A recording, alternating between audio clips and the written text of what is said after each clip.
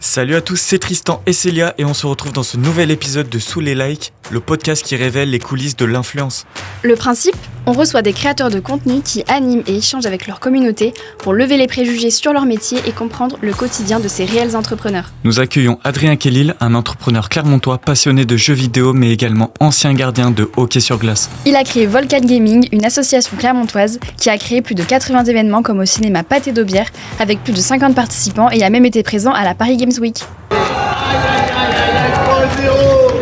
Nous plongeons avec lui pour découvrir comment, à son échelle, il développe sa communauté et aussi son parcours personnel super inspirant. Qu'est-ce que tu vises là dans le futur ? Tout éclater. On essaie de grandir ensemble. Je trouve ça plus intéressant de faire grandir les gens, de leur dire vas-y, tiens, fais ça, fais ci, fais ça. Viser la lune pour atterrir dans les étoiles. Si t'as envie de faire un truc, fais-le.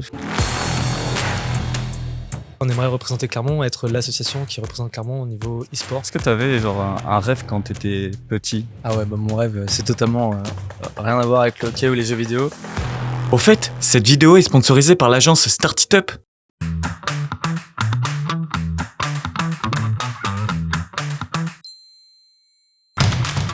Salut Adrien, on est très content avec Célia de t'avoir dans notre podcast. J'aimerais savoir un peu pour comprendre qui tu es euh, et le présenter à tous les auditeurs et toutes les personnes qui regarderont cette vidéo. Qui tu es vraiment, où est-ce que tu as grandi, où est-ce que tu es né et comment tu es arrivé à Clermont, à quel âge, etc. Est-ce que tu peux refaire un peu tout ton parcours ?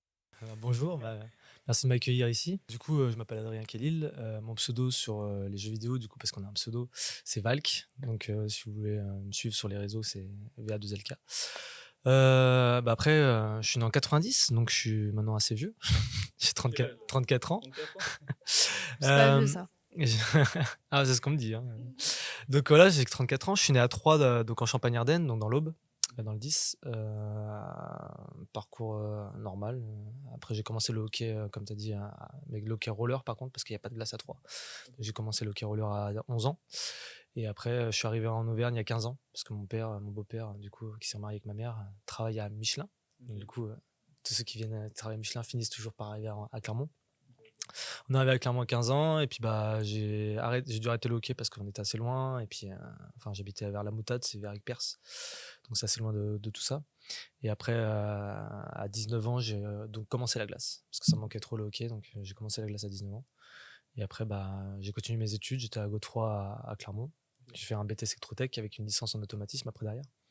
Et en licence en alternance, donc j'étais avec Michelin aussi. Donc on continue un peu sur la vague Michelin. Et j'étais dans les Under One, donc un peu loin, mais ça reste un peu pas trop loin de Clermont.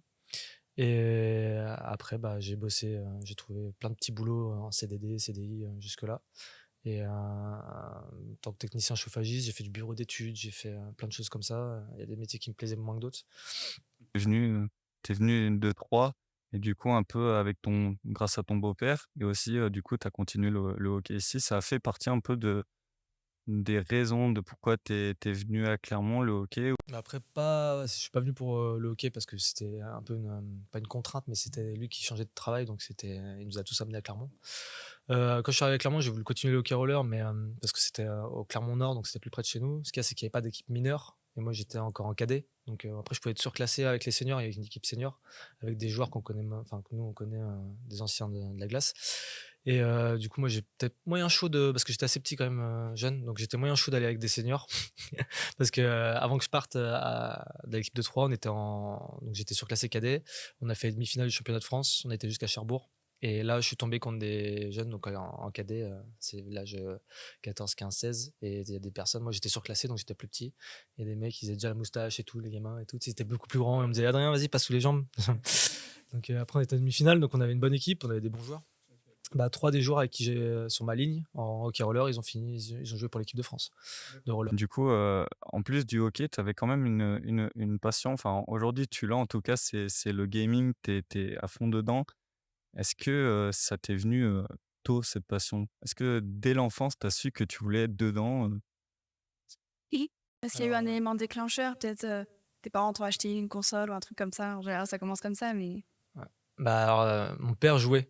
Donc il passait déjà des soirées à jouer avec ses meilleurs potes à la Mega Drive. Donc pour ceux qui connaissent pas, c'est l'ancêtre. C'est Sega Mega Drive. Tu prenais ta cartouche, tu soufflais dedans pour retirer, tu la mettais dedans comme ça. Et il passait des nuits. Et ce qu'il y a, c'est qu'il laissait la console allumée, par exemple. Ça, c'est un petit tip, c'est qu'il n'y avait pas de sauvegarde à cette époque-là. Donc si tu voulais continuer ta partie, il fallait que tu laisses la console allumée. Parce que si tu la laissais pas allumée, si tu étais ta console, bah, tu repartais à zéro, quoi. Donc des fois, il laissait la console allumée toute la nuit pour revenir jouer le lendemain et tout. Donc c'était des trucs à l'ancienne. Maintenant, il y a des sauvegardes automatiques, il y a des trucs, il n'y a pas de problème. Mais du coup, mon père était déjà joueur.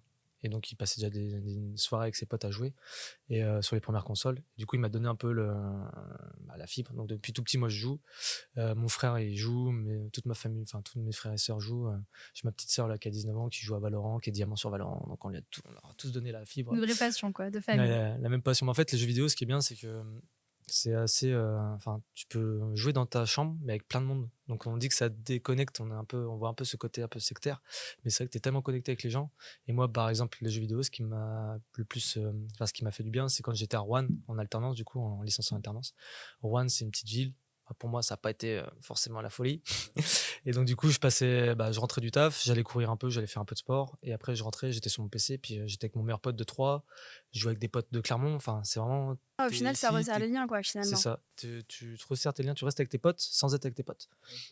Et c'est plutôt cool. Ouais, je pense que mais même, il y a beaucoup de monde, tu sais, enfants, c'est leur moyen, en fait, de se retrouver entre copains, tu sais, soit après les cours, soit autre chose. Ils ont ce lien-là qui passe à travers les jeux vidéo. Alors, tu sais, maintenant, tu peux jouer en ligne, tu joues à Fortnite, tu joues à d'autres choses comme ça, tu joues avec tes potes, tu peux avoir 10 ans ou 20 ans maintenant. C'est un moyen de se lier entre nous. Est-ce que tu avais, genre, un rêve quand tu étais petit? Est-ce que, Ah ouais, bah mon rêve, c'est totalement rien à voir avec le ah ouais? hockey ou les jeux vidéo. Ouais, bah mon rêve et ce que je voulais faire dans la vie, c'était pilote d'avion de chasse. Donc j'aurais rêvé d'être pilote d'avion de chasse. C'était ouais, dans les nuages et tout ça. J'aurais adoré ça. J'ai regardé tous les films où il y a des avions de chasse et tout ça. Enfin, ouais, j'adorais ça. Et ce qu'il y a, c'est que bah, je suis myope. Donc quand t'as les Ah, lunettes, ouais. Ah, c'est embêtant. bah, ouais, quand t'es un pilote d'avion de chasse, myope, ça marche pas trop. Donc du coup, j'ai vite abandonné le projet. Et après, j'ai tout fait pour essayer d'atteindre ce rêve, mais parce que je me suis fait opérer des yeux au laser, donc pour essayer de. Parce qu'on peut se faire opérer des yeux, attendre un an que ça cicatrise, passer la médecine de l'armée, et eux peuvent juger ou pas si on peut essayer de passer les tests et tout ça. Mais sachant que, pour information, ceux qui sont myopes et tout ça, il faut attendre 3 ans que la myopie, enfin l'œil ne bouge plus, la, la- la correction ne bouge plus pour pouvoir se faire opérer. Pour éviter de se faire opérer, devoir se faire opérer derrière, donc ils attendent 3 ans. Et je me suis opéré un peu tard parce que pilote d'avion de chasse, c'est maximum 23 ans. Et après, moi, je me suis opéré à 24 ans. Donc après, ça reste un bon rêve dans ma tête. Et on peut jouer justement, on peut utiliser les jeux vidéo pour faire ce rêve-là. Moi, Oui, c'est un peu on lié sent moins. finalement. Des fois, tu peux C'est avoir ça. des jeux vidéo où tu peux retrouver un peu ce côté pilote, contrôle, etc., quoi. Ouais, mais après, il y a des beaux jeux de fly, flight simulator et tout ça qui sont pas mal. Et c'est pas des trucs où je joue beaucoup parce que ça me frustre un peu parce que j'aurais bien aimé être en vol. Donc c'est des trucs où j'évite. C'est comme quand on fait du hockey, j'évite de trop jouer au jeu de hockey, tu vois. C'est un peu le truc. Il y en a, ils adorent ça quand ils font du foot. Ils jouent au foot, ils font le foot. Moi, je fais du hockey, je préfère pas y aller. Je regarde presque même pas les matchs de hockey, tu vois. Je regarde juste la NHL quand il y a les. Bah là, il y a les playoffs en ce moment. On regarde juste les playoffs avec les copains, mais sinon, je préfère être faire l'action plutôt que de regarder un truc qui se passe, quoi. Est-ce que tu avais un jeu d'ailleurs, d'enfance, un jeu qui t'a marqué quand tu étais enfant du coup, vu que si tu jouais pas trop aux jeux d'avion, vu que ça te frustrait ou autre, est-ce que tu as un jeu dont tu te rappelles que tu adorais justement? Ah bah, ça va faire j'essaie de justement essayer d'expliquer qu'il faut pas, enfin, faut essayer d'éduquer les enfants pour pas faire jouer aux jeux trop hard. Bah moi, j'ai joué un peu à GTA tout petit, enfin GTA 3 où tu avais la vue du dessus Ouais. et je prenais des voitures, j'écrasais les gens, je cramais. Mon père il me disait c'est normal ça? Ouais, t'inquiète, t'inquiète. Tout est normal. Interdit moins de 18, mais tu sais pas, papa, t'inquiète pas. Et c'est ce que j'essaie de faire justement avec mon projet, c'est d'essayer d'être là pour éduquer les parents, pour leur dire, bah regardez, vous avez des indicateurs sur les jeux, pour dire attention, ça, c'est pas parce que votre fils joue à ça qu'il est en prison, mais vous avez les pictogrammes qui vous disent à l'arrière des jeux, bah t'as des moins de 18, attention, il y a de la violence, attention, il y a de l'alcool, des insultes et tout ça. C'est essayer d'éduquer parce que je pense que pour faire des bons joueurs, faut faire des bons, enfin les parents, faut qu'ils soient bien éduqués pour pouvoir arriver à éduquer leurs enfants. Et ça évitera, bon, jamais tué personne, jamais écrasé quelqu'un dans la rue, hein, parce que j'étais à 12 ans, mais si on peut éviter de mettre entre les mains à des enfants, parce que des fois tu peux avoir des jeux qui font un peu peur et tout ça, ça peut traumatiser. Donc, Après, c'est bien qu'il y ait des réglementations aujourd'hui parce que c'est vrai que à l'époque, les jeux vidéo, c'était un peu un truc qui se faisait, mais c'était pas vraiment voilà, réglementé, il n'y avait pas vraiment de règles. Mais c'est vrai que maintenant, c'est un peu mieux. Et en plus, je trouve ce qui est intéressant avec les jeux vidéo, c'est qu'il y a d'autres dimensions qui sont ajoutées à ça. Par exemple, Enfin, ils disaient beaucoup que l'attention, ça diminue l'attention alors que pas du tout. Ça fait des gens qui sont super, réactifs, qui ont un temps d'attention qui est hyper, enfin, non? Non, taux d'attention qui est beaucoup plus élevé que la moyenne. Donc en fait, c'est bien, je trouve que les mentalités changent là-dessus parce que c'est vrai qu'on avait vraiment ce regard de ah, c'est violent et tout. Et pourtant, en fait, il y a plein de bienfaits et plein de choses bien, notamment ce dont tu as parlé au niveau de la sociabilisation, etc. Même jeune, c'est intéressant. Et ça permet de créer des groupes aussi, c'est hyper cool. Complètement, on va en parler de toute façon, je pense tout à l'heure, de l'e-sport parce qu'il y a voilà, il y a ça fait partie aussi des qualités, qu'on peut retrouver dans ce domaine. Heu, Tu parlais de ton projet, tu nous parlais de Volcan, Gaming en fait une association que tu as créée il y a maintenant combien de temps?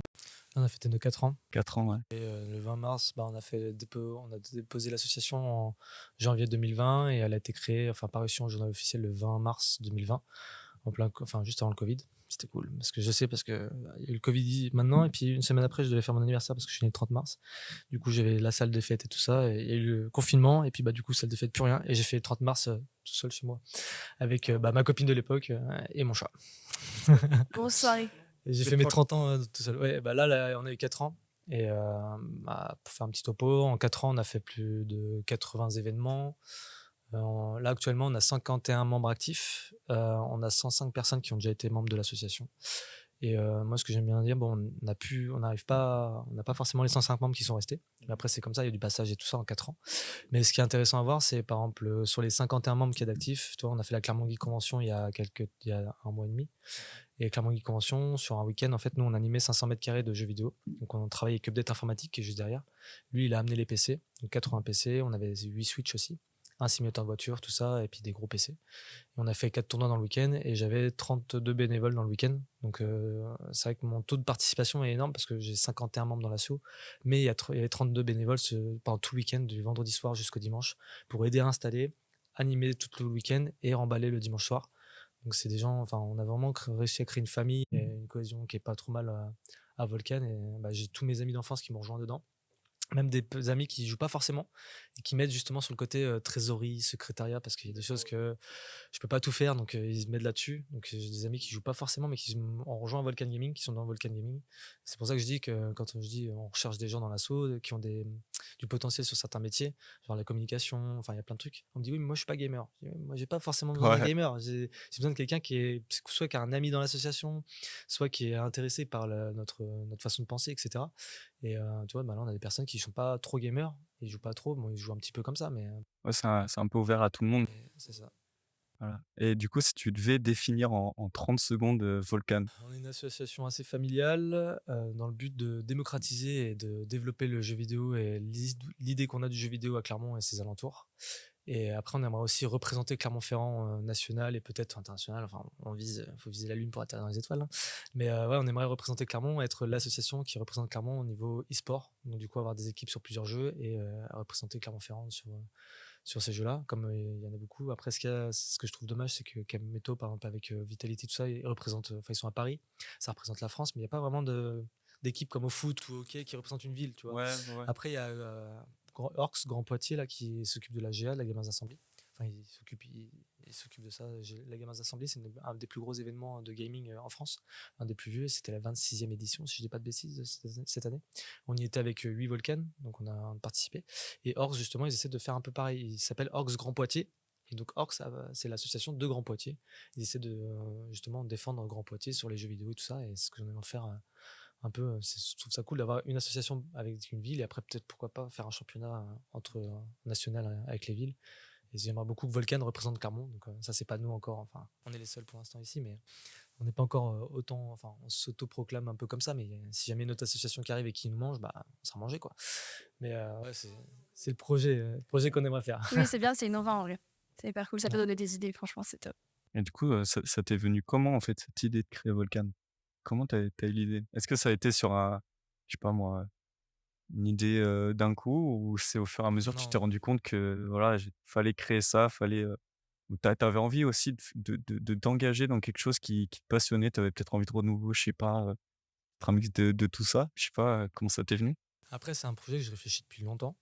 En vrai, j'ai retrouvé parce que je dessine beaucoup quand je m'ennuie, donc en cours, je dessinais beaucoup. Et j'ai retrouvé des feuilles où je gardais un classeur avec des dessins. Et J'avais déjà prévu des LAN, enfin je prévoyais des LAN, j'avais déjà réfléchi à des trucs comme ça. Et en fait, c'est un projet que je réfléchis depuis mal de temps. Déjà, le projet, j'ai réfléchi vraiment concrètement depuis 2018, donc 2 ans avant, en 2020, sur le nom, sur le logo, sur tout ça, sur ce qu'on veut en faire, sur le slogan. Et je l'ai mis en place, je l'ai lancé en 2020 quand je me suis regroupé avec 3-4 potes.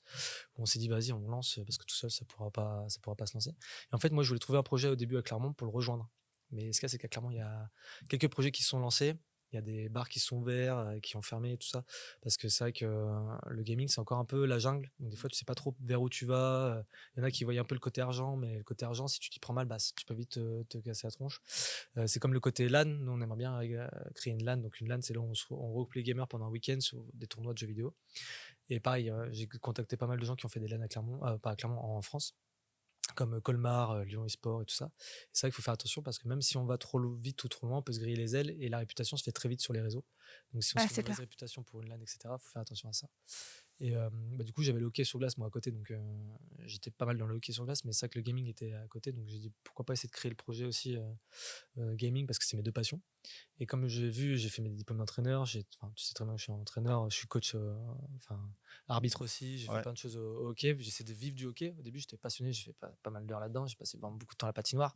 C'était ma deuxième maison. Mais du coup, je me suis vite rendu compte que vivre du hockey en France, c'est compliqué. Donc, et puis moi, après, évoluer dedans, coacher des équipes ou quoi, comme Pierrick fait, quand on a le même âge, tu vois, il arrive à coacher des grosses équipes et tout ça, mais ça, c'est pas un truc qui m'enjaille beaucoup, tu vois. C'est vraiment jouer que je voulais faire. Et je me dis, de toute façon, je pourrais pas jouer jusqu'à 50 ans. Donc, je me suis dit, pourquoi pas essayer de partir du côté du jeu vidéo, parce que le jeu vidéo, c'est en train de monter quand même pas mal au niveau des offres, du travail, de plein de choses, de structuration aussi. Et du coup, j'ai créé Volcan en 2020 et après je me dis faire une transition de l'un à l'autre tout doucement. Donc, j'ai arrêté le hockey il y a une saison et demie. Ouais, c'était une saison et demie que j'ai arrêté Sanglier Auvergne. Du coup, je me suis mis à fond dans mon projet et en même temps, j'ai quitté mon taf. Donc, j'avais un CDI, j'ai quitté mon CDI, je suis parti du coup à l'école de commerce pour faire l'incubateur pour devenir entrepreneur. Ouais, c'est ça, en fait, du coup, pour recontextualiser, en fait, tu avais créé déjà Volcan, ça a commencé à marcher et du coup, tu es rentré en incubation, donc avec, Square Lab qui est l'incubateur de l'ESC, l'école de commerce de C'est ça. Clermont et qui te permettent maintenant d'accélérer, en fait, dans la croissance de ton projet. Ils t'aident, ils te suivent, c'est ça, en Après, fait? ouais, l'incubateur. Après, tu as des accélérateurs qui sont comme au village by CA à Turing 22. Là, l'incubateur, eux, ils t'aident vraiment à construire ton projet et à essayer de tester ton projet pour voir si ça peut marcher, si tu peux avoir du client, si tu peux avoir des prestations qui peuvent te faire vivre. Parce que faire une prestation, tu as dans l'idée, ça se trouve, ça peut marcher. Parce que toi, tu dis, ouais, ça va marcher, ça va marcher. Et quand tu la testes vraiment sur le terrain, tu dis, ah ouais, et là, tu façonnes et tu dis, ah ouais, les gens préfèrent ça. Parce qu'en fait, il faut pas se baser par rapport à tes idées à toi, il faut se baser à ce que les gens ont besoin. Et ça, je l'ai compris à l'incubateur aussi. Et c'est vrai que l'incubateur, c'est bien pour ça. C'est bien pour te guider. Pour te dire, attention, fais gaffe à ton idée parce que tu es peut-être un peu comme ça. Mais il faut que tu regardes un peu autour et prends les conseils des gens. C'est pour ça qu'il ne faut pas évoluer tout seul. Et c'est ce qu'on m'a appris aussi et ce que j'ai appris avec le hockey et tout, le travail d'équipe et tout ça. Pareil, quand tu deviens entrepreneur, savoir s'entourer de personnes compétentes dans des métiers que tu connais pas forcément, c'est vraiment intéressant aussi. Et il y a une difficulté aussi à voilà, s'entourer des bonnes personnes, c'est une bonne problématique. Est-ce que toi, tu aurais des conseils par rapport à ton entourage? Donc du coup, on l'a compris, c'est un peu tes amis, un peu des personnes que tu connais depuis longtemps. Mais est-ce qu'il y a des gens, par exemple, que tu connaissais pas et qu'il a fallu voilà, est-ce qu'il y a eu cette difficulté de dire: «Bon, ben voilà, cette personne, je vais embarquer avec moi, pour telle ou telle qualité». Est-ce qu'il y a des choses, pour toi qui sont, hyper importantes quand tu t'entoures? Moi, c'est la franchise. Parce que je suis quelqu'un d'assez franc, je préfère avoir quelqu'un qui me dit directement, moi ça me plaît pas, moi il y a ça qui me plaît pas, plutôt que des personnes, des fois, sont, comment dire, ils acceptent de vivre un peu dans un truc, enfin de se lancer dans quelque chose qu'ils n'acceptent pas. Et après, ils viennent à reculons. Enfin, c'est pour ça que dans l'association, moi, j'oblige pas les gens à devenir membres. Les gens peuvent venir jouer avec nous, peuvent venir participer. Si tu deviens membre, c'est que tu as envie. Et après, les gens comme ça, il y en a qui viennent, qui s'investissent des fois et qui s'investissent tellement et après ça s'essouffle. Donc, faut faire attention à ça aussi parce qu'ils savent pas où ils mettent les pieds. Donc voilà. Mais après, je préfère avoir quelqu'un que je connais pas forcément, qui peut m'apporter des compétences. Par exemple, là, en ce moment, nous, ce qui pêche beaucoup dans Volcan, c'est la communication. Nos réseaux sociaux sont pas très beaux, pour dire dégueulasse. Mais nos réseaux sociaux sont pas top parce qu'on a personne qui travaille dans la com concrètement. Donc ça, c'est un truc qu'on sait qui nous pose problème. Même là, comme interne, on n'arrive pas enfin nos membres, des fois, on a des membres qui sont pas forcément connus, enfin, ce sont pas forcément mes amis, il y a des gens qui ont adhéré et des fois, ils n'arrivent pas à trouver l'information quand il y a un événement, quand il y a une soirée membre. Parce que tous les mois, on fait une soirée membre aussi où on invite les membres à venir faire un truc avec nous. Il y a 2 semaines, on était à Hoops Factory, on a fait un basket, enfin voilà, tous les mois, on essaie de faire un truc pour les membres. Hors gaming, j'essaie de les sortir on a la passion du jeu Ouais, vidéo, mais on essaie de les sortir de chez eux et de faire des trucs entre nous. Et c'est ça. Et bah, toi, par exemple, là, on parle du côté un peu social. Il y a des gamers, comme on dit, qui se renferment, donc ça arrive aussi. Et moi, j'ai déjà 5 6 personnes qui s'étaient un peu renfermées, qui avaient plus trop d'amis, de cercle d'amis. Et grâce à Volcan, ils se sont refait un cercle d'amis. Donc, du coup, ils se sont fait un cercle d'amis. Enfin, quand ils ont besoin de discuter ou de manger un bout, s'ils sont pas bien, bah, ils savent qu'à Volcan, ils peuvent trouver quelqu'un à qui qu'ils ont fait en amitié. Et puis, tu vois, quand on avait les soirées membres, ils étaient contents parce qu'ils venaient là pour discuter et refaire un truc un peu social qu'ils avaient. Parce que quand on est à l'école, tout, c'est facile d'avoir un peu des amis, des gens de notre âge. Mais dès qu'on arrive dans la vie active, des fois, on se retrouve un peu Ouais, c'est plus décalé difficile, et ouais. ouais, plus difficile parce qu'on n'a plus forcément des gens de notre âge. On est avec des personnes plus vieilles, avec des personnes. Enfin, il y a tellement de choses qui sont différentes. Donc, c'est difficile de se refaire des amis qu'au collège ou au lycée.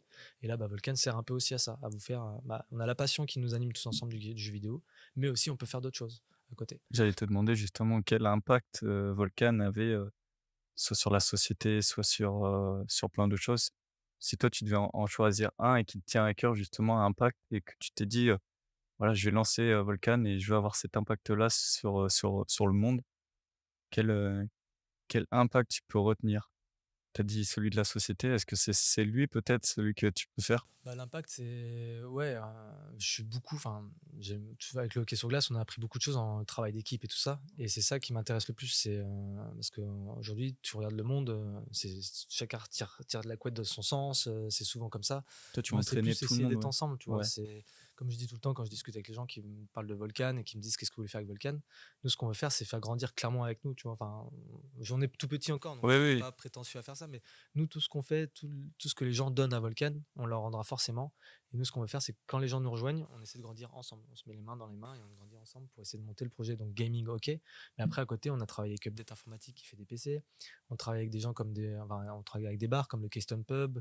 On a travaillé avec le Cinéma Pâté. Donc, on fait des choses comme pas mal de ça. collabs, ouais. Ouais, on a fait travailler avec Clermont Foot. Bon, Clermont Foot, on travaille plus cette année avec eux, mais on a travaillé avec Clermont Foot. Là, maintenant, on travaille avec le département aussi pour le festival Connexion. Pour ceux qui ont entendu parler de ça, c'était 15 jours l'année dernière. Là, ils vont faire un mois de festival Connexion sur tout le numérique. Donc ça sera au mois d'octobre. Et donc là, on travaille avec eux en collaboration pour faire des événements jeux vidéo. Et en plus, on essaie de toucher le côté intergénérationnel parce ils ont adoré ce qu'on a fait cette année. On a fait du Mario Kart dans 5 médiathèques. Et en fait, ils ont vu des parents venir avec leurs enfants, jouer contre leurs enfants, avec leurs enfants, etc.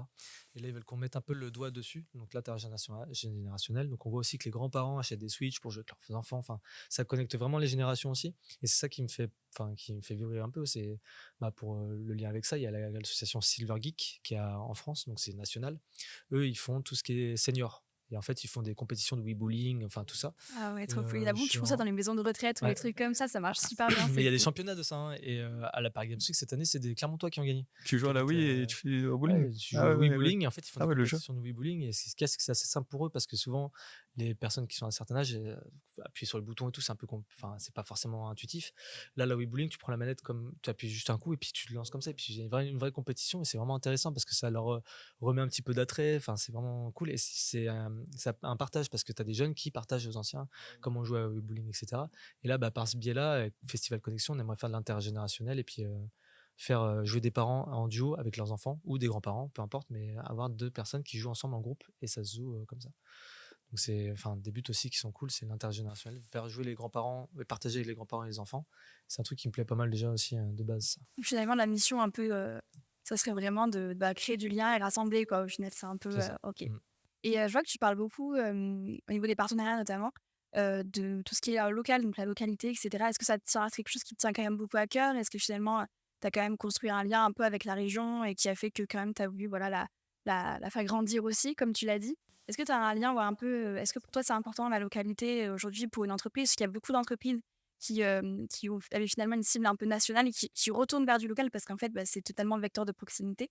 Est-ce que tu as un petit avis là-dessus, à nous partager? Bah, c'est tout à fait ça. On essaie de Volcan, j'aimerais que ça représente Clermont-Ferrand. On fait partie de la marque Auvergne. Je sais pas si vous connaissez, c'est une association qui promouvoit tout ce qui est auvergnat. Donc on fait partie de marque Auvergne il y a plus de 200 ou 300 adhérents. Bon, Jessica va me tuer si je fais une erreur là-dessus. Parce que C'est pas grave, on parce que t'en voudra dis pas sur ça, le sur le nom.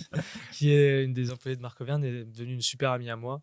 Et du coup, on parle beaucoup sur plein de choses. Et puis c'est vrai qu'ils promouvoient tout ce qui est auvergnat. Ça va dans tous les domaines. Donc nous, on est petits, on fait pas beaucoup de vagues dans Marc Auvergne, mais par exemple, il y avait l'Origine Auvergne qui a été créé, qui a été le premier salon de promotion, tout ce qui est auvergnat. Il y avait pas mal d'incubés à Square Labs d'ailleurs, là-bas. D'accord. C'était au mois d'octobre, donc il y a eu un week-end sur tout ce qui était auvergnat. Donc ils vont refaire une deuxième édition l'année prochaine. Et nous, on a fait un petit carré geek pour promouvoir tous les studios clermontois. Donc, on avait 5 studios clermontois autour de nous. Et c'est ce que j'essaie de faire de l'impact. On utilise le jeu vidéo et tout ça pour essayer de faire grandir Clermont aussi et les acteurs autour de nous. Et on voit aussi que le jeu vidéo sert bien pour communiquer, apprendre à se faire connaître et tout, comme le sport, quoi, comme le hockey. Tu vois, le hockey, nous, on avait les boîtes qui étaient écrites sur les Ouais, maillots. ouais. Enfin, sur la patinoire, tu avais les pancartes. Bah, le jeu vidéo, ça s'y prête aussi grâce au streaming sur Twitch, les vidéos sur YouTube, Instagram. Bah, on peut faire des promotions pour des boîtes ou des trucs, des projets à côté. Et ça peut servir aussi pas si, de vitrine, quoi. Mmh, Enfin, mmh le mh. jeu Ouais, vidéo, complètement, ouais. on joue et en même Oui. temps, on fait de la compète. Et puis, on Mmh peut mh. servir de vitrine pour les boîtes qui nous suivent et qui nous aident à évoluer. Ouais et ça t'est déjà arrivé de refuser carrément un partenariat ou une collab, parce que soit tu pensais que, ça allait pas le faire, pour telle et telle contrainte? Est-ce que ça t'est déjà arrivé genre de dire: «Non, on collabore pas»? Oui, il y a des gens, des fois, ils sont venus vers nous et on est une association. Donc, des fois, ils veulent utiliser l'association pour se faire de l'argent ou faire des trucs et tout. Donc, il y en a un qui voulait un jour nous dire: «Ouais, je peux vous avoir des subventions et après, il faudrait me redonner une partie des subventions». Je dis: «Mais c'est pas légal». Oh là là, Mais d'accord. après, en France, ce qu'il y a, c'est qu'il y a beaucoup d'associations qui font comme ça et ça passe entre les mailles du filet. Et nous, on veut toujours être réglo dans nos bottes, etc. Donc, même s'il y a des projets qui étaient intéressants, et j'ai dit, bah, je veux pas non plus rentrer dans d'autres choses. Moi, je veux vraiment que l'association soit carrée et quand même qu'on arrive à évoluer correctement. Même si on a fait quelques erreurs mais c'est des erreurs parce qu'on ne savait pas. Par exemple, là, comme on a rejoint France e-sport et l'UAEF, donc l'Union e-sportive des associations de France, c'est des groupements d'associations de e-sport qui aident à développer et à ce que les associations de gaming se développent bien. Donc là, on les a rejoints il y a un mois. Donc du coup, eux, ils nous ont montré, ils nous ont dit: «Ah, attention, vous faites pas ça, y a pas, ça c'est pas bien, mais vous le saviez pas». Et en fait, si tu le sais pas, tu peux pas non plus, voilà. Par exemple, il y a un site qui est Mon Compte Association sur Internet, en fait, c'est quand tu es une association, il faut le remplir tous les ans. Avec ton assemblée générale, il faut que tu le remplisses, il faut que tu mettes tes trucs et tout. Ça, on le sait pas. Enfin, on ne le dit pas. Donc ça, si tu le remplis pas, bah, ton association, elle est pas visible, par exemple, si tu veux des subventions, etc. Donc là, on l'a rempli, on l'a mis correctement.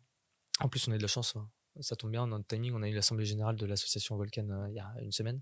Enfin, c'était samedi dernier. Donc, du coup, tous nos papiers sont remis à jour, on a tout bien mis les statuts, tout ça, et on a tout mis sur le site. Et en fait, grâce à ça, sur le site, quand tu es à jour, quand tu demandes une subvention ou de l'aide de l'État ou peu importe quelque chose, bah, eux, ils vont directement sur ce site-là pour voir si tu es bien à jour sur tes papiers.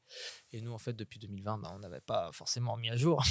Donc, il y avait les premiers statuts, les premiers trucs. Quand tu Ouais, connais pas, c'est vrai que des c'est fois, ça. c'est normal de faire des erreurs au début, mais je pense Mm. que c'est d'être transparent et d'être voilà, réglo. Et si c'est ta volonté, bah, après, tu fais les choses bien. Mais c'est vrai qu'on n'est pas vraiment informé aussi au niveau de enfin, le milieu associatif. Et pas simple non plus. Parce que c'est vrai qu'il y a quand même plein de paramètres qui sont bons à connaître et qui sont peut-être pas forcément communiqués des fois, quoi. Donc ça, de bien se faire entourer par des personnes qui ont déjà fait les démarches et qui sont prêts à aider, parce que l'union des associations, là, ils ont créé ça exprès pour aider les petites associations de gaming, parce qu'ils se sont rendus compte que quand on crée une association de gaming, souvent elle a une durée de vie de moins de 3 ans, parce qu'elle grandit, et puis après elle arrive pas, elle s'essouffle, parce que au niveau financier, enfin déplacement et tout ça, il n'y arrive pas. Nous, on a de la chance, en 4 ans, on n'a jamais eu de subvention, mais on vit nos événements. Donc nous, c'est ce que j'ai voulu faire. Donc on fait des événements pour la ville, pour des prestataires et tout, qui nous rémunèrent. Et c'est ça qui nous permet de grandir avec l'asso et d'arriver à quand même vivre. Est-ce que tu as eu, un moment un peu dur du coup dans ton parcours en créant Volcan? Un moment qui t'a un peu marqué? Est-ce que peut-être tu t'es dit, «J'arrête» ou «Ça sert à rien, c'est trop compliqué» ou un petit moment comme ça qui t'a marqué? Il y a toujours des hauts et des bas, de toute Ouais. façon, dans des projets, hein. On le voit tout le temps, quand on crée un projet ou peu importe le projet, que ce soit la vie ou les amitiés ou quoi, peu importe. Il y a toujours des hauts et des bas. Et dans le projet, quand tu es entrepreneur, des fois, tu es un peu tout seul. Donc, moi, j'ai créé l'association, donc on était 4 au début. Là, on n'est plus que 2 fondateurs. Il y a des gens qui viennent dans le projet, qui partent, enfin ça arrive. Mais c'est vrai que dans le moteur, j'étais un peu tout seul des fois. C'est la troisième année où ça a été compliqué des fois parce qu'avec l'incubateur et tout ça, donc on voit des projets, on te met bien au pied du mur, on t'explique bien, on te fait attention là, fais gaffe. Donc là, t'es vraiment, Ah tu oui. sais, t'es Et sur le ça, champ de c'est bataille, ouais, donc là tu vois, et des fois t'es à genoux par terre, et tout comme ça. Ouais, est-ce que je veux vraiment faire ça? Et après, tu te dis, tu te relèves et tu te dis: «Si, enfin, j'ai envie de le faire». Donc c'est là aussi pour voir si tu as une force mentale, si ton projet te plaît vraiment, si tu vraiment donc c'est vraiment cool de faire ça c'est un aussi. vrai test, C'est un vrai test, ouais, ouais. parce que là, tu te mets au pied du mur et tu dis: «Bah, si tu arrêtes, c'est que, enfin, tu pas forcément, motivé à fond là-dedans». Et puis il y en a, hein, des entrepreneurs qui s'arrêtent parce qu'ils avaient une idée, ils pensaient que c'était la bonne et en fait, ils se rendent compte que c'est pas forcément la bonne en la testant sur le marché, en la testant sur plein de choses.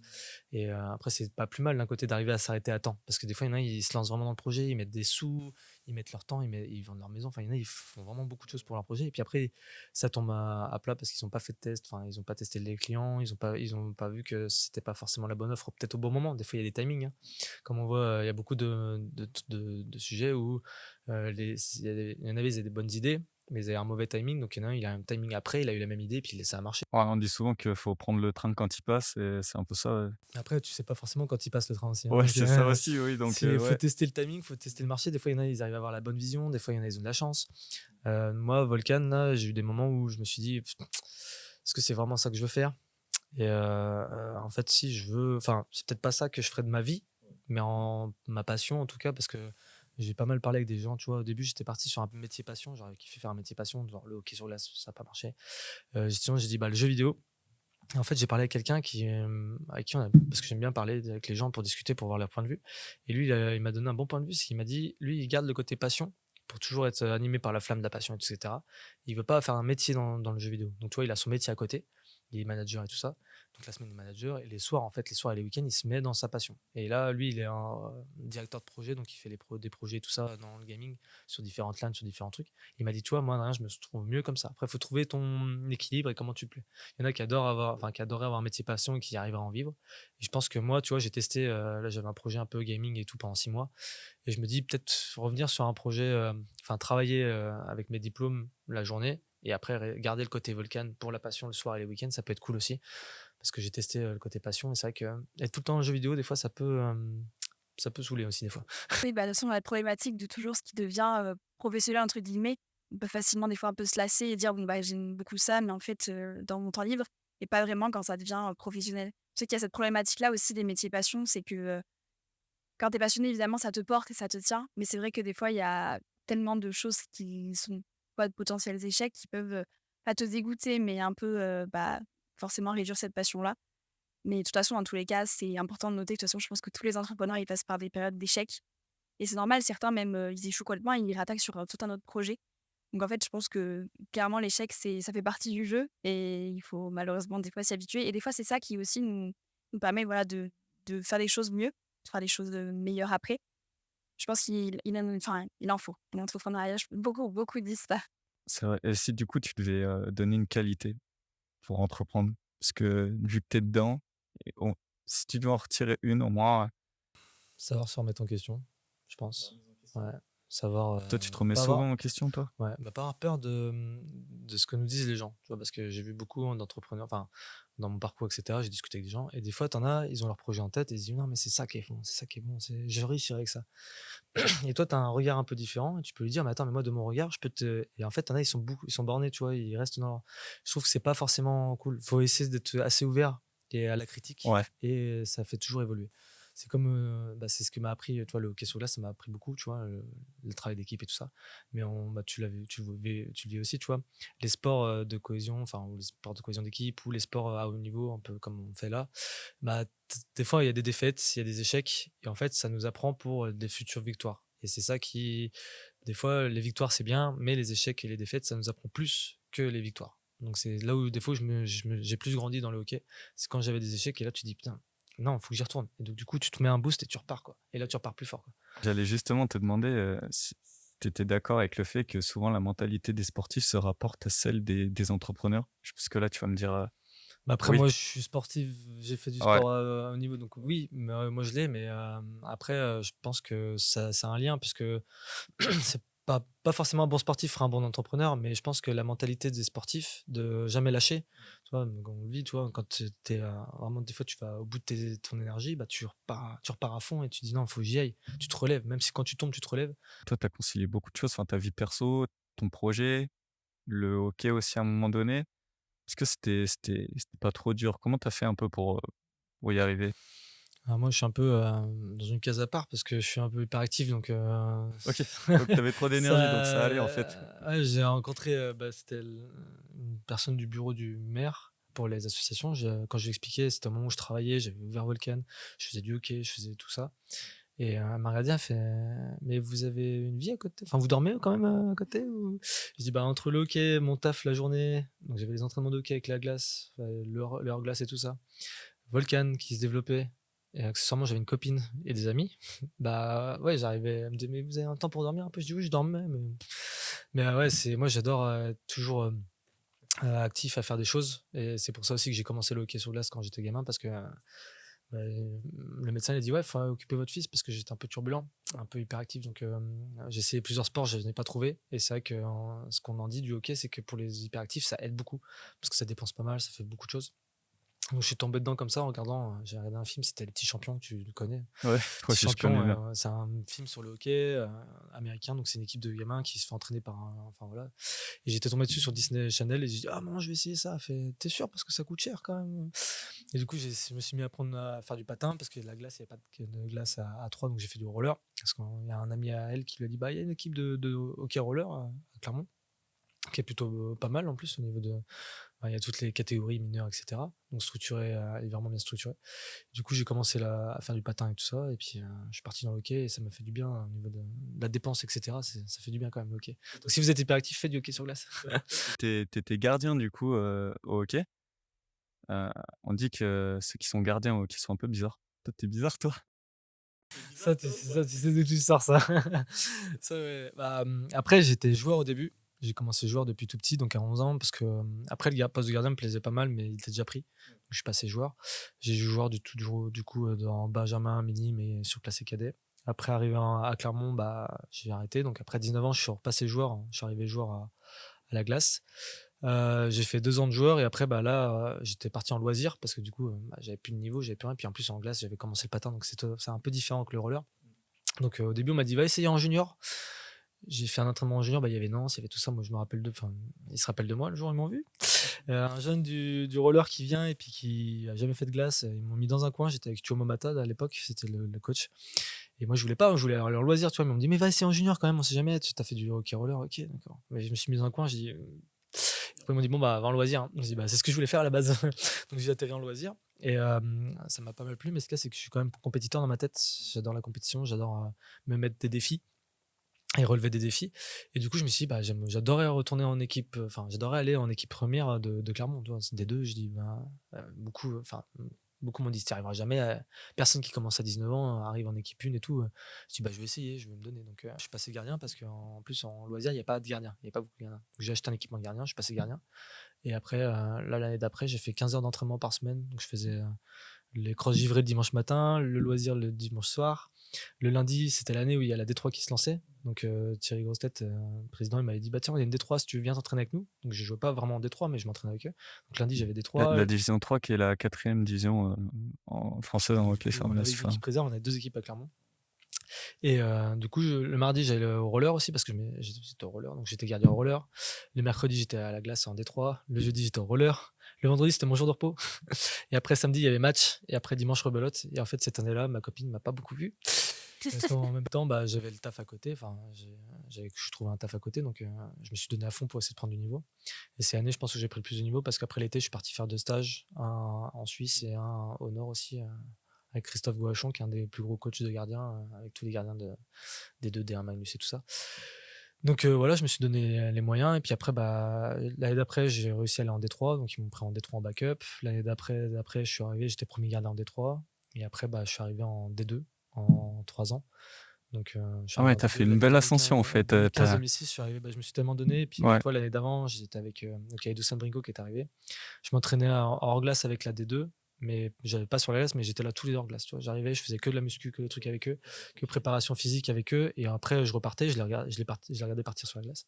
Et l'année d'après, il m'a dit, bah viens avec nous, je te veux en backup Donc là, on était en quelle année là? c'est 2015, l'année 2015-2016. Donc j'arrive en backup en D2, donc je suis trop refait, je suis trop content. Même si, parce qu'il y a beaucoup de personnes, donc backup c'est le deuxième gardien, souvent il joue pas trop.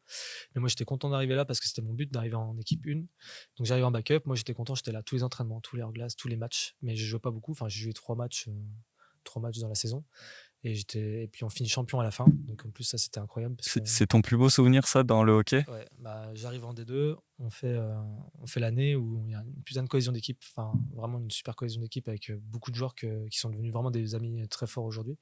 Et en fait, il y avait déjà un noyau de Clermontois au début. Et on était 5 personnes, enfin 5 joueurs à peu près de pas Clermont à être là, dont les 2 gardiens. Il y avait Dylan et moi, nous on est arrivés comme ça. Dylan qui venait du Nord, il venait de Reims, je crois, des Phoenix de Reims. Il était incroyable, il était super bon. Et du coup, on était tout le temps tous les deux gardiens, tout le temps tous les deux. Et moi, même si je jouais pas beaucoup, j'étais là sur le banc, je l'encourageais. J'étais là tout le temps avec le sourire, tout le temps à déconner, à faire des blagues et tout avec les potes. Donc, par contre, il y a un moment, avant qu'on arrive à la finale, j'arrive dans le carré VIP, un peu en haut quand on a fini le match. Et t'as un loisir avec qui je me suis entraîné au début, où j'ai commencé, qui me regarde et qui me dit, ça va Adrien, ça fait quoi de peut-être avoir une médaille sans jouer? Je fais, ah. Et là, tu as William Mouly qui arrive derrière, qui chope et qui dit, de toute façon, Adrien, s'il n'est pas là, on n'est pas champion. Parce qu'Adrien, il est là à tous les entraînements, il est là à tous les hors-glace, il est là tout le temps avec le sourire. Il fait tous les déplacements avec nous, il est dans le bus. Et s'il n'est pas là, à rigoler avec nous, à faire des trucs, bah, on n'est pas champion parce qu'on est champion de Dylan jusqu'à Adrien, jusqu'à tous les mecs du banc, tu vois. C'est toute l'équipe qui est champion, c'est pas qu'une seule personne, tu vois. Et ça me fait plaisir, tu vois, d'un côté aussi. C'est un petit message, ouais, un petit message pour tous ceux qui peuvent être deuxième gardien ou même, qui jouent pas trop dans les équipes, dans n'importe quel sport co, en fait, hein. C'est ça. C'est un petit message pour leur dire que, bah, tout le monde est important dans une équipe et que ça fait partie du c'est un sport collectif, hein, donc tout le monde a sa main, dans le cambouis, on va dire, et du coup, ça fait la force d'une équipe. Et je voulais, pour terminer un peu, bah, cette, riche discussion très intéressante, avoir un peu ta vision sur le futur. Quel est ton rêve là, ton prochain rêve? Qu'est-ce que tu vises là dans le futur? Tout éclaté. Tout éclaté. Non, dans le futur, là, on est en discussion avec la ville de Clermont et avec le département pour faire des événements avec eux. Moi, dans le futur, ça serait avoir des équipes e-sport qui représentent Volcan et qui représentent Clermont. C'est le projet un peu futur. Et aussi, on a un projet de faire une LAN. Donc, comme je parlais tout à l'heure, c'est un regroupement où tu fais des tournois sur plusieurs jeux dans un lieu un peu tout un week-end. C'est ce qu'on est en train de travailler avec la Maison des Sports pour essayer de faire sa Maison des Sports de Clermont. Donc, ça demande beaucoup de travail, beaucoup de préparation. Donc, ça se fait pas en un claquement de doigts et ça se fait pas en 6 mois. Donc, on est en train de travailler dessus pour essayer de faire un vrai projet intéressant pour qu'à Clermont, on ait quelque chose. Parce que je trouve ça dommage qu'à Clermont, on n'ait rien du côté gaming parce qu'on est un peu au centre de la France. Nous, on l'a vu avec le hockey. Au niveau des déplacements, tu vois, tu t'as vu, hein, au niveau des déplacements, on a 6-7 heures de tout presque. Bah, diagonale du vide. Ouais, et diagonale du vide. C'est beau. Mais du coup, on est un peu, avec le hockey, on a vu ça, on est un peu au milieu de toute la France. Et quand on a envoyé les déplacements, par exemple, Marseille qui va jouer à Dunkerque, les trajets, c'était horrible. Et nous, à Clermont, on a quand même un peu de chance là-dessus, c'est que 6-7 heures, on est un peu partout, maximum 9 heures. Et j'ai envie vraiment de créer un vrai truc à Clermont pour me dire que tous les gamers peuvent venir, toi, en 6-7 heures, ils sont à une super LAN. Donc on commencera petit, par une petite LAN, parce que faut commencer petit d'abord, essayer de faire un bon projet. Donc on voulait faire sur 7 jeux au départ. Et après, grandir petit à petit, comme a fait la Gamers Assembly, tu vois. C'est prendre l'exemple de la Gamers Assembly. Au début, ils étaient dans un garage presque. Et maintenant, ils font au Zénith, autour de Poitiers. C'est ce que j'aimerais faire à Clermont, c'est faire une LAN tout petit, après grandir petit à petit et essayer de faire kiffer les gamers. En fait, moi, ce qui me fait le plus vibrer, que ce soit au hockey, que ce soit dans la vie de tous les jours, c'est voir les gens repartir avec le sourire quand ils sont à une soirée où on a fait quelque chose, tu vois. Donc avec le hockey, quand on gagnait, les gens qui partent avec le sourire, c'est trop bien. Dans les jeux vidéo, quand je fais une soirée, on a fait jouer à Mario Kart au cinéma pour la sortie de Mario. Les gens repartent avec le sourire. À chaque événement, les gens repartent avec le sourire. C'est ça qui me fait le plus vibrer, quoi. C'est de voir les gens sourire. Quand est-ce que tu comptes du coup faire ta première LAN du coup? Est-ce que tu as une idée ou pas du tout? Bah déjà, on avait prévu à la création de Volcan, j'avais un contact de Brasso Hockey. On travaille avec le Centre France Événements, donc le groupe La Montagne. Et on avait déjà prévu de faire un événement, donc une LAN, on l'a préparé pour faire la Clermont Geek Convention. Donc du coup, faire un lien et l'envoyer à Clermont Geek Convention. Ça s'est pas fait parce que comme il y a eu le Covid et tout ça, niveau financier, Centre France s'est retiré Centre France Événements s'est retiré du truc parce que je leur ai bien expliqué que la première année, on n'avait pas forcément gagné de l'argent. Donc, il faut forcément investir un petit peu, essayer d'être à l'équilibre. Des fois, tu perds un petit peu d'argent. Et là, avec les conditions qu'il y avait, le Covid et tout ça, donc l'événementiel, c'était tendu. Donc, ils ont dit, bah, on arrête. Donc là, c'était 2021, on devait faire ça s'est annulé. Là, on est en train de travailler sur un projet pour 2025. Donc, on ne sait pas si ça se fera parce qu'on est en train de faire le dossier et tout ça pour voir les disponibilités aussi. Parce que maintenant, la Maison des Sports essaie vraiment par son le biais de son directeur, essaie vraiment de diversifier, de faire des événements assez Assez simples, des varié, fois, ouais. hors du Ouais. commun et qui, en même temps, font évoluer un peu Clermont-Ferrand dans le côté sportif, quoi. Et c'est vrai que le côté gaming les intéresse aussi. Donc, on est en train de travailler un petit peu dessus. Et après, il faut qu'on finalise et qu'on fasse valider le tout par Madame Rougerie, etc. Donc, ça, Ok. c'est en travaux. Et puis, on espère, si c'est pas 2025, ça sera peut-être en 2026. Moi, je m'étais donné 5 ans pour le faire. Là, on arrive dans la 4e année. Donc, on a encore une année à le faire. Et mais après, si on le fait pas en 5 ans, si on le fait en 6, c'est pas grave. Le but, c'est vraiment d'y arriver, quoi. Bah, on te le souhaite en tout cas. Merci pour tout ce que tu as pu nous raconter sur ton histoire. Franchement, c'était hyper enrichissant. Du coup, on passe tout de suite. On t'a préparé un petit question-réponse par oui ou par non on a l'habitude de faire.